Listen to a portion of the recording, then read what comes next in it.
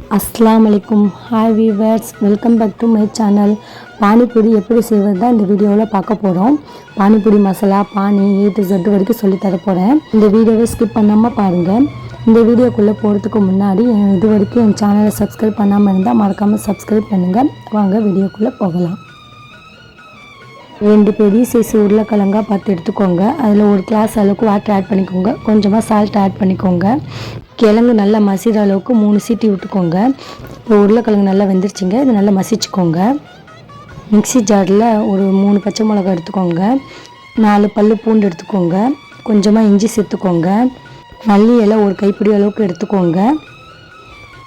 கொஞ்சமாக புதினாவும் சேர்த்துக்கோங்க. அப்போ தான் நல்லா வாசமாக இருக்கும். கொஞ்சமாக சால்ட் எடுத்துக்கோங்க. அவ்வளோதாங்க. இப்போ நல்லா பேஸ்ட்டாக அரைச்சி எடுத்துக்கோங்க.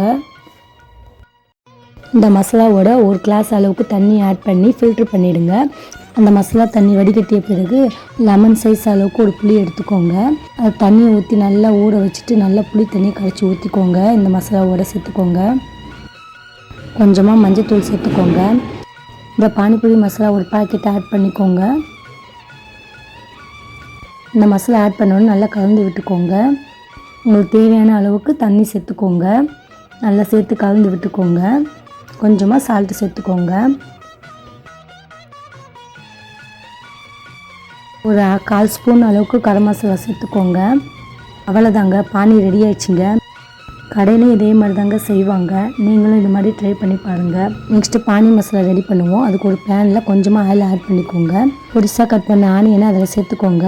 நல்லா பொன்னிறமாக வதக்கி எடுத்துக்கோங்க. தக்காளி பொடிசாக கட் பண்ணி சேர்த்துக்கோங்க. கொஞ்சமாக சால்ட்டு சேர்த்து வதக்குங்க. நல்லா வதங்கிடுச்சிங்க. கொஞ்சம் மஞ்சள்தூள் சேர்த்துக்கோங்க. 1/4 ஸ்பூன் அளவுக்கு மிளகாய் தூளும் 1/4 ஸ்பூன் அளவுக்கு கரம் மசாலா சேர்த்துக்கோங்க. வேக வச்ச உருளைக்கிழங்கு நசுக்கி எடுத்து வச்சுக்கிட்டோம்ல, அந்த உருளைக்கிழங்கு இதில் சேர்த்து ஆட் பண்ணிக்கோங்க. மசாலாவோட மிக்ஸ் பண்ணி கிண்டி விடுங்க.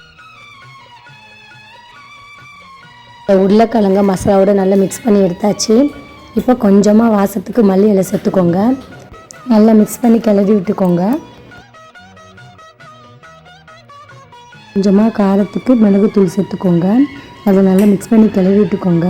பானிபூரி மசாலா ரெடி ஆயிடுச்சு. பேனில் ஆயிலை சேர்த்துக்கோங்க. அது ஆயில் ஹீட் ஆனவுடனே இந்த பானிபூரியை ஃப்ரை பண்ணிடலாம். ஸ்டவ்வை ஹை ஃப்ளேம்லேயே வச்சுக்கோங்க. அப்போ தாங்க பந்து மாதிரி உப்பி வருங்க.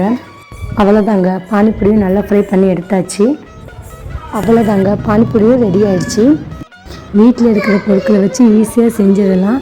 இந்த பொருட்கள் வீட்டில் வச்சு செய்கிறதுனால ரொம்பவே ஹெல்த்தியாகவும் இருக்கும். இனிமேல் அதிகமாக கடையில் வாங்கி சாப்பிடாதீங்க. வீட்டிலே குழந்தைங்களுக்கு செஞ்சு கொடுங்க. ரொம்பவே விரும்பி சாப்பிடுவாங்க. அது மட்டும் இல்லாமல் ரொம்பவே ஹெல்த்தியாகவும் இருக்கும் வீட்டிலே செஞ்சு கொடுக்கறதுனால. இதே மாதிரி நீங்கள் அது மட்டும் இல்லாமல் ரொம்பவே ஹெல்த்தியாகவும் இருக்கும் வீட்டில் செஞ்சு கொடுக்க கமெண்ட் பண்ணுங்கள். இது வரைக்கும் என் சேனலை சப்ஸ்கிரைப் பண்ணாமல் இருந்தால் மறக்காமல் சப்ஸ்கிரைப் பண்ணுங்கள். நெக்ஸ்ட் வீடியோவில் பார்க்கலாம். தேங்க்யூ ஃபார் வாட்சிங் வீடியோ. அஸ்ஸலாமு அலைக்கும்.